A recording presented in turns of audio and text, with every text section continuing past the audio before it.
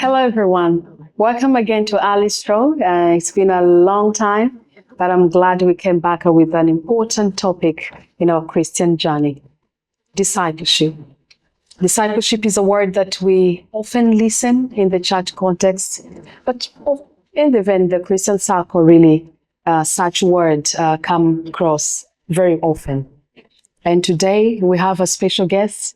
He will introduce himself very soon.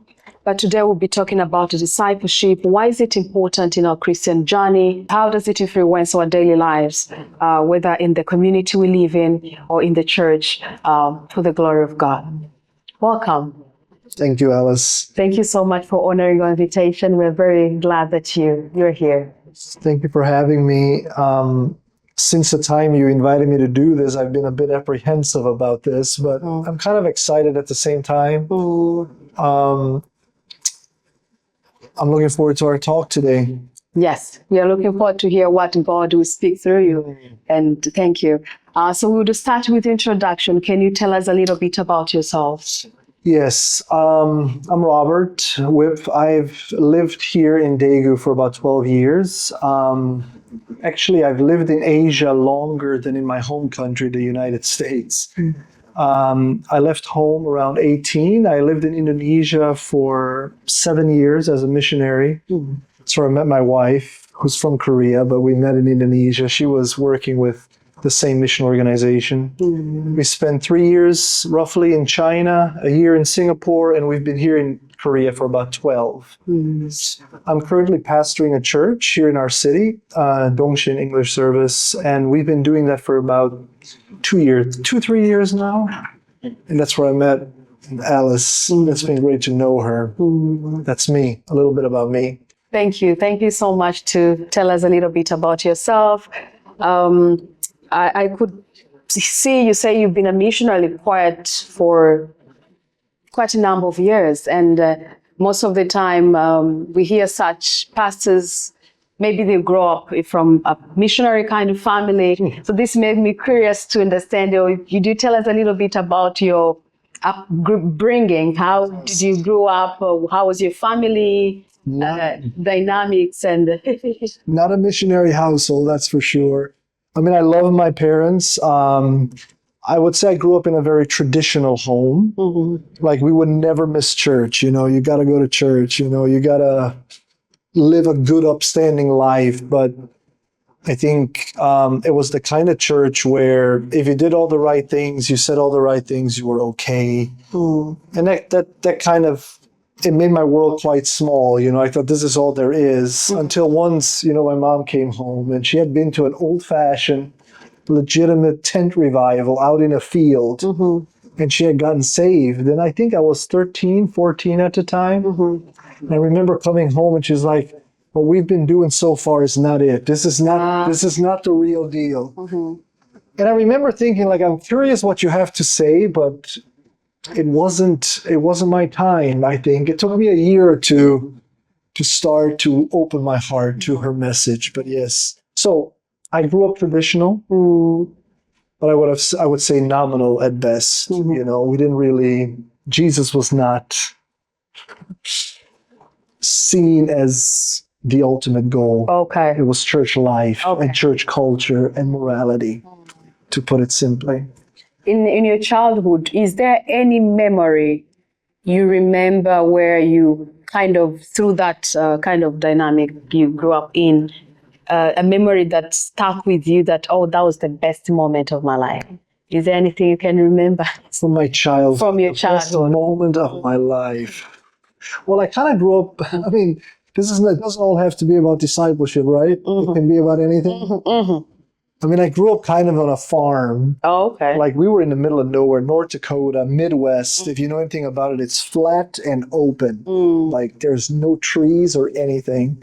Like plains, grasslands. But I remember the first time I was allowed to drive this big 18-wheeler. I don't think I'll ever forget that. I was probably 12 years old. But they needed somebody to do this job. And I was like, okay, I'm willing. And I learned on the fly, no driver's license, nothing. Okay.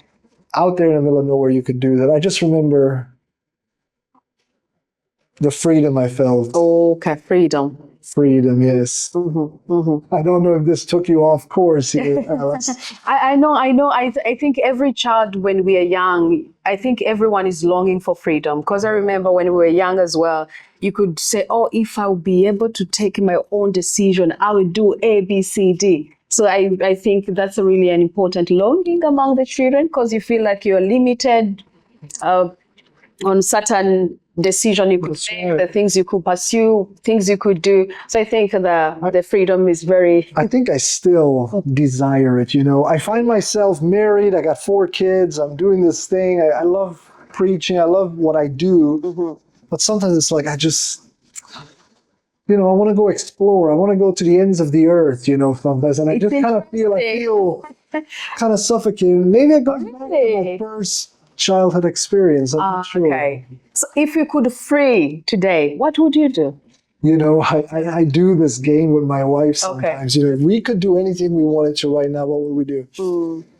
I've told her I'd love to move back to Indonesia. I'd love to move to maybe Papua. I spent about a year there helping discipleship training schools. But I remember being out in the jungles, you know, just simple life, just being with my family. This has become such a central thing to me. And I feel there's something about being with your family, being able to do stuff with your kids, being able to do life together. It feels like so much of our world is like you go to work, she goes to work, the kids are off to school. We spend most of our life apart. And then weekends, the kids have stuff, I have stuff. We never get to be together as much as I'd like. So if you could free, you would spend more time with the family. Not every day, but you're right. That's exactly what I said, and I do feel that's true. Okay. I'm sure your wife will be very happy to hear this, that at least your freedom She might includes ask. her and the children. That's right. They're included. Yeah, okay, Yes. Best okay. thing I have. That's really nice to know. And then I would be curious, how did you become a pastor? Is it because, how did it come about? You know, my first, I would say, Christian book or like biography that I read was about Hudson Taylor, and it was about his missionary journey to China. And it so stuck in my mind because I was so familiar to growing up in church where life was all about me. I do the right thing. I love God. I was the central figure, but that story shifted my focus to the world. Like, what is God doing in China? What is he doing in Indonesia, in Korea, all over the world? All these things are happening. And I was like, I'm going to go to China. And actually, that's how I met my wife. Not in China, but I was in Indonesia at the time, working with mission organization there. She was in England. We met in Indonesia. And our first point of connection was China. So we're like, okay, we're going to be missionaries. I was a missionary in Indonesia. She was in England. We got married, we moved to China, and through a long story of mishaps and just things did not go as we planned, we ended up in Korea, frustrated. And I was like, Lord, if you want me to be in ministry, you gotta show me what to do, because I have tried and I failed. Probably 5 years ago, it's the first time it entered my mind that, you know, joining Ministry as a pastor. as a pastor, I always thought I'd be a missionary. I always thought I'd work in the mission field. Can you describe us how that shift happened? Was there somebody influenced you on that, or God spoke to you about it exactly? How did that shift came about? So I was with Youth with a Mission, YWAM, for a long time. We would do our own base worship, base intercession, base prayer. You know, often I wouldn't even go to church. We would have church right there in the mission base. And I think even for a time, I don't know if I appreciated church for all that it was meant to be. But I think coming here and seeing all these people from all over the world come together, they would come from America, from South Africa, from Rwanda, from all over these places, and they want to come together and worship in a central place. It started to feel like this is what the kingdom is going to be like. All these different people coming together from all over. And the church being the central place where, I believe God is at The work. preparation is taking place. Yeah. Okay. And I think for a long time I couldn't see that. I was like, I'm out there doing this, I'm bringing in this, I'm doing this, I'm working for God, rather than seeing that I'm joining in something that God is already doing. And I think the church is the original design of Disciple making. disciple making. Yes, exactly. Good way to put it. Yes. And if someone who's out there who is listening and they don't know much about church or even newly converted Christian, what would you define is discipleship? A simple word that comes to mind is probably alignment. I mean, I could tell you discipleship is joining a 12-week course to become this perfect disciple, and you could do that, and it would probably be beneficial. But I really think it's knowing who we are, who we are trying to emulate, or who we're trying to live for. And that person, of course, is Jesus. But how do we do that is the complicated part. Like I've spent half my life a Christian almost. And for a vast majority of that, I didn't really know what to do. I just knew the norms of what people expected, but I don't think I really knew him. It was always just about ritual, about doing the right thing, making the right choice. And those things are wonderful, but is that all there's to it, you think, Alice? Being a disciple, I think as you're saying, it's alignment and emulation to something or to someone. And as a Christians, as our name as well, it states, is for Christ. We emulate his ways, his doings. And then how do we do that? How do we do that? People would say, read the Bible and pray. And those things are very wonderful. But again, it's something that I've done for many, many years. And in a lot of ways, I didn't feel like I was truly finding the victory that I was promised in the Word of God. I wasn't finding the peace that I was supposed to be experiencing. And I often question why. I'm doing all the right things, but I don't see the results. The right thing involves Reading the Bible every day, praying, go to church. making the good decisions, If there's a choice to cheat or there's a choice to do the right thing, I do the right thing. And of course, those things have value, but I didn't feel like I was living the fullest life I could be. And I think something that I've learned recently, let's say in the past 6 months or so, actually, probably since I've started pastoring full time at the church, recognizing how I can't do all of this. I cannot manage all these people. I cannot manage from the sermon prep to the counseling to, vision casting and leaders. We have 20 leaders.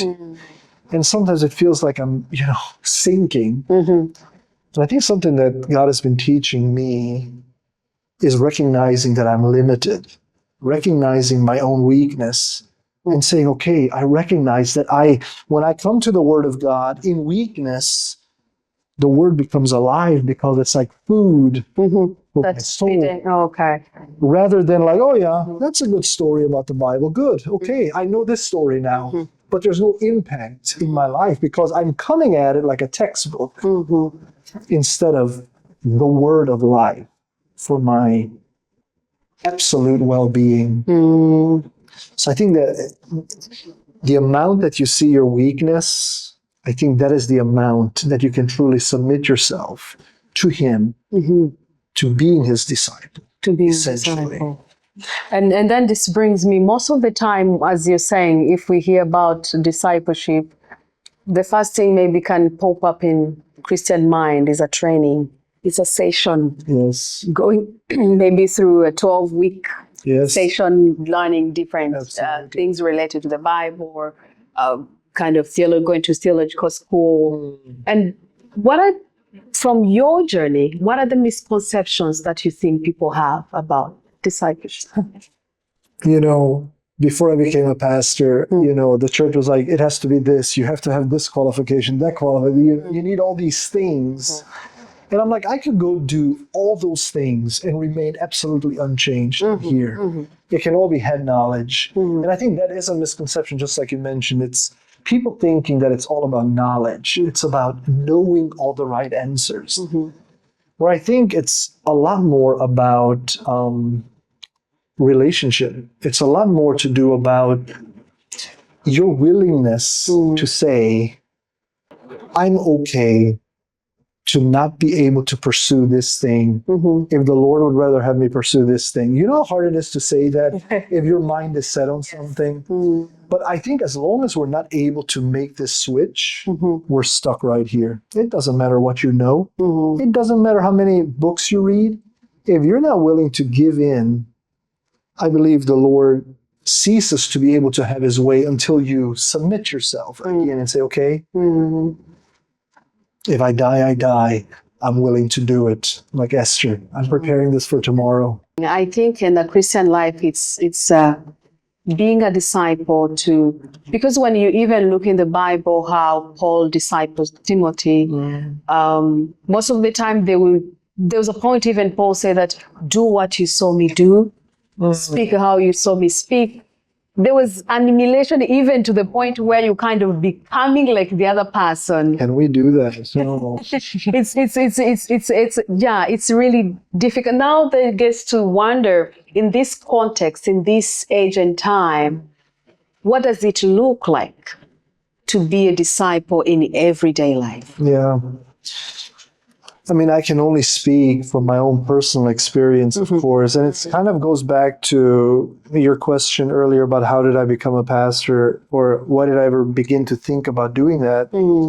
When I left the mission field and came to Korea, I was at the end of what I felt was my professional career. I was going to be this person, I was going to do this thing. And it was for God. It was like, I'm doing this for you, God. Why aren't you making it work? Yes. I was so frustrated. I was so embarrassed. It was humiliating because we had raised all the support to go do these great things for God, and everything crashed, And I remember telling my wife. So you had to give up the funds and everything? Well, because we had used a lot of it. Okay. But whatever we had left, I told people, stop giving money because it's over. No more. I can't do it. And it's over. But I remember sitting in my room by myself and I was like, Lord, everything that I've done in the past 7 to 8 years, it feels like a waste. What has been accomplished by this? And I had a choice in that moment to say, I'm going to be bitter. I'm going to be angry.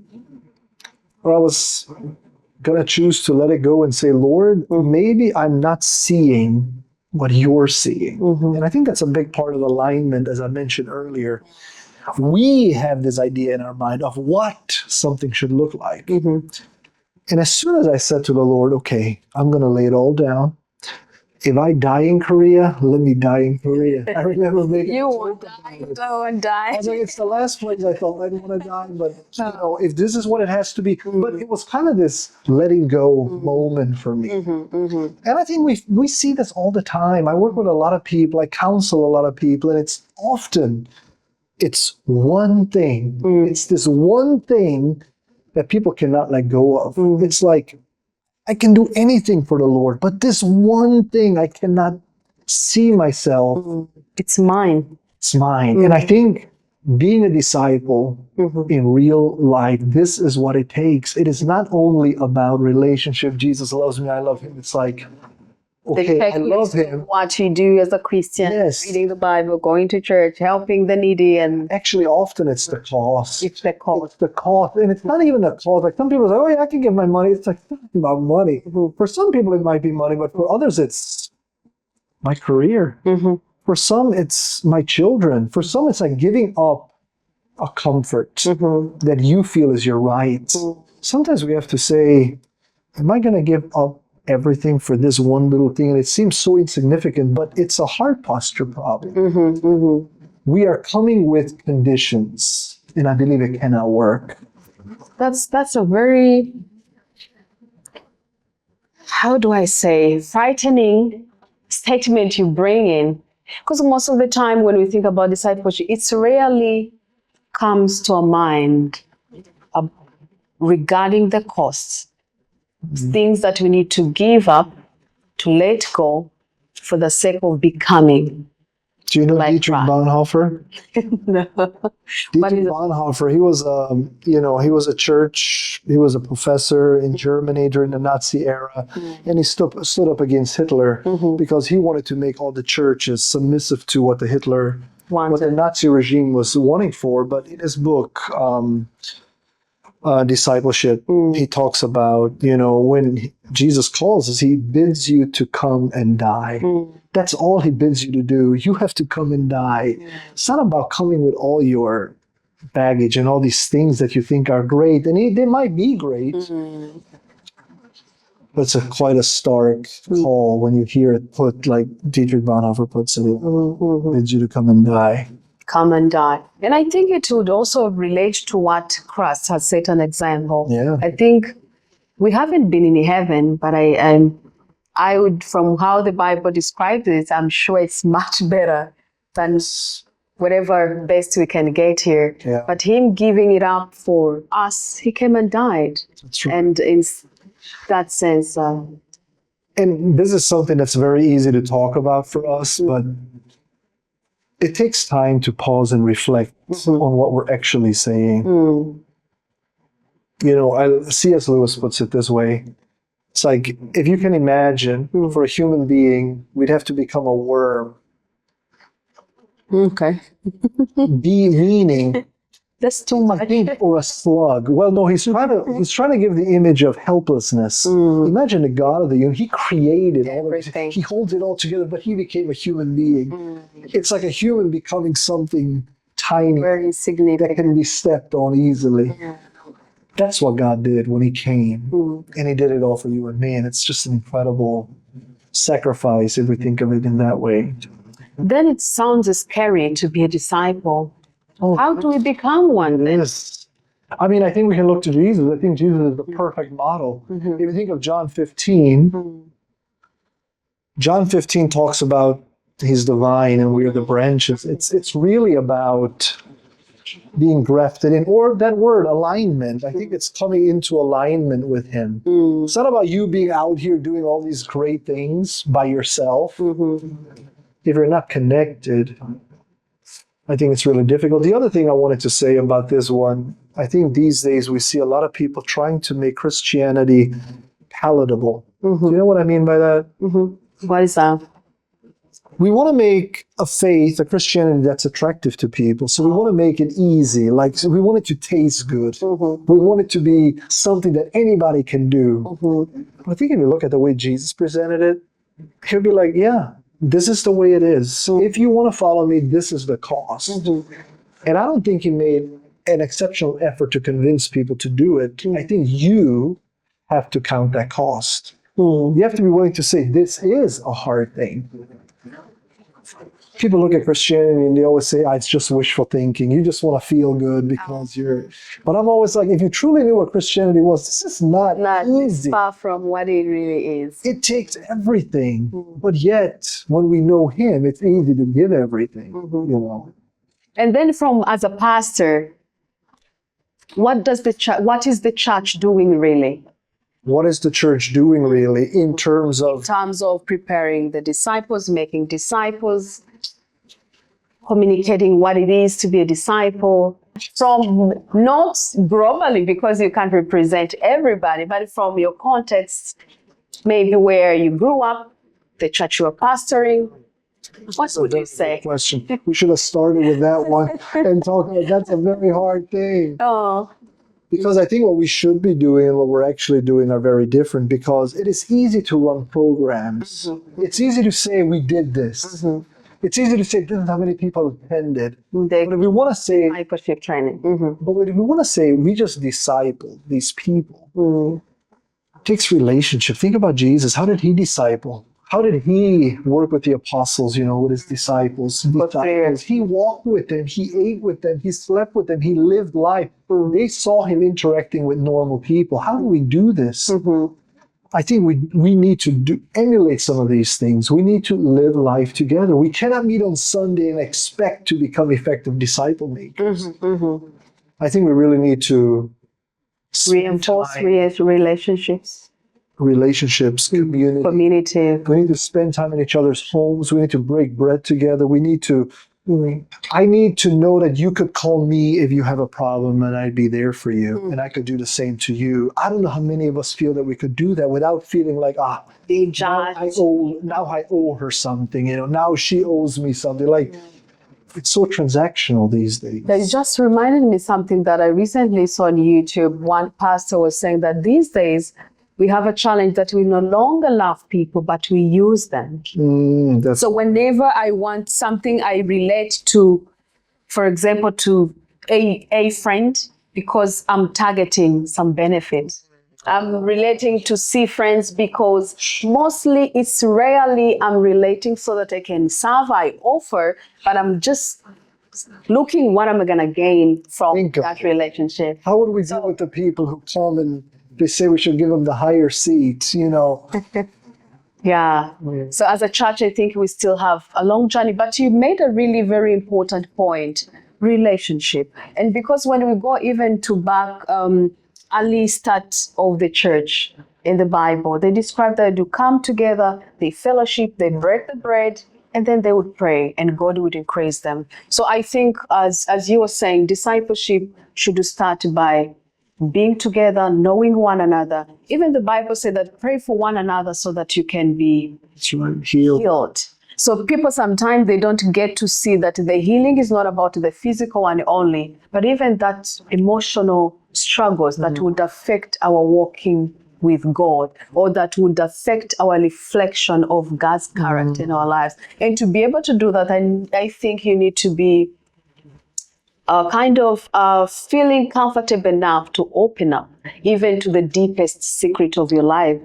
But if you feel judged or misinterpreted what you said, I think it will be hard to open up. In that case, it will be hard to heal and to be helped. So because people always think, your life is perfect, he has no issues, and it's like, well, and that's what we know it's not true, because when you go to Instagram, Facebook, everybody needs to edit, come out really perfect. And that's why I think it's good that we come again to the basics, to talk about what was the intention of discipleship. What does it mean? How was it started? And how to incorporate those aspects again in our journey as a Christian, but also as the church, as we prepare the next generation. Now leads to the last question. We should do a study of rabbis. Rabbis. It used to be an honorable thing. It was said in Jewish culture, it was an honorable thing to have the dust of your rabbi on your clothes. Okay. Meaning, there's in the biblical times they would walk a lot, and you would walk in step with your rabbi, so the dust from his feet would cover you. It's just giving a picture of you lived, you breathed, you walked, you ate, you were with your rabbi. Okay. And this is, I think, what discipleship is in a lot of ways. It's walking with somebody. Walking with Jesus. We're talking about Jesus, right? It's walking with him, knowing him. How can you know him unless you spend time in his word? How can you know him unless you're communicating? And I think people don't get that. It's like, oh yeah, Jesus, he's great. But how can we ever be like him? And they just look at him as this distant figure, but I think it's about proximity, about closeness in relationship. And then now you tell me, then this brings me to ask you, what is the role of people in disciple making? Because you will continue referring to relationship with Jesus. Then what is the role of people in that, or in disciple making? What is the role of people? Are you either pastors or mature Christian? What is their role? I will tell you what I feel right now in our community, what my role is. My central vision is to let people know that it is not a matter of if, it's a matter of when you find yourself drifting from the footpaths of your rabbi, of Jesus, right? And to be aware of that at all times. And to not think that if you check certain things that you'll end up in the right place. There's this, one of the most sobering Bible verses that I know is when Jesus says, when people will come to him and say, "Geez, my master, I'm here," and he's like, I don't know who you are. Who are you? It's these people who have lived their life thinking that they're worshiping Jesus, thinking that they're following Jesus. And when it comes to time to meet Jesus, he's like, I don't know you. Isn't that frightening to you when you think about that? Do you ever ask yourself, could that be me? Could that be me? So it's like this self-awareness that it's not about checking boxes. It's not about routines. It's about relationship. It's about knowing what does that look like? I'm sitting here talking to you. A person comes to mind that I'd like to gossip about. And I open my mouth and the Lord checks my heart. I was like, oh, yes. And I, instead of keep going, I stop. I don't continue take part in what I know the Spirit is allowing me to do. It's a day by day, moment by moment thing that we cultivate. Okay. For someone who has hard listened to this and they're interested in becoming a disciple, what would you tell them some spiritual practice that they would take towards that journey, becoming a disciple? First, I'd say don't be scared. It can seem intimidating. I have this conversation with my kids sometimes. They're like, oh, but then I can't do all of these things. And that's how we think of it often. It's like what I can do. But the one thing I want to say, becoming a disciple of Jesus, the first thing, when you recognize how good he is, how faithful he is, and how wonderful your life actually becomes because you start being able to understand how the world works, how life works best. And that is the intention, that we be able to learn from him. And the best part of that is being able to pass that on to others. It's this beautiful circle that's created. We learn from him, we give it to others, they give it to others, and it continues to grow. Don't be afraid. Don't be afraid of what you're going to lose. Be amazed at what you're going to gain. I cannot even begin to tell you what I've gained over all these years. It doesn't come without hardship and difficulty, but... And then one curious, sometime also when people listen or hear about discipleship, we mostly think about the church walls within the church, maybe being a part of the church ministries or something. For someone who is working in a ordinary kind of life, maybe officers, teacher, doctors, secular environment, as a Christian, how can they maintain it's a great question. being a disciple in such environment? That's a big passion of mine. I think it really comes down to same as what we've been talking, relationship, building relationship. Why should somebody listen to you of what you have to say in your work environment if you have no time for that person, if you never listen to their stories, listen to their pain, if you listen to them, they listen to you. You build relationship with them. There's so many opportunities. And people desire it more than we think. They have this longing. God is already at work before you came. God knows this person before you knew this person. It's not like you are starting from zero. You are coming into alignment with who God is, what he's doing. You take part of it. It's way less scary when you see it that way. When you realize you're not the center of everything, or you are not the holder of things, but God is, you're just playing the part of it. And then one last question. What would you want everyone who listens to this to go home with? I think the biggest thing is for a lot of people, they think this message must be for somebody else. It's not for me. I'm fine. Okay. I'm fine. I'm doing this. I'm doing that. I would just say there's always room for us to grow. We are never done. This is a lifelong journey. And I think when we come to the Lord in this way with a heart that's humble, that's open and ready to learn, you never know what God's going to do. I'm telling you. Never think this message isn't for you. To take it as for you, not for someone else's. Yes. Thank you so much for this moment. You've been with us. And I hope at least that we are left with some little bit of understanding of how discipleship works. One of the things that Pastor Robert emphasized on is relationship.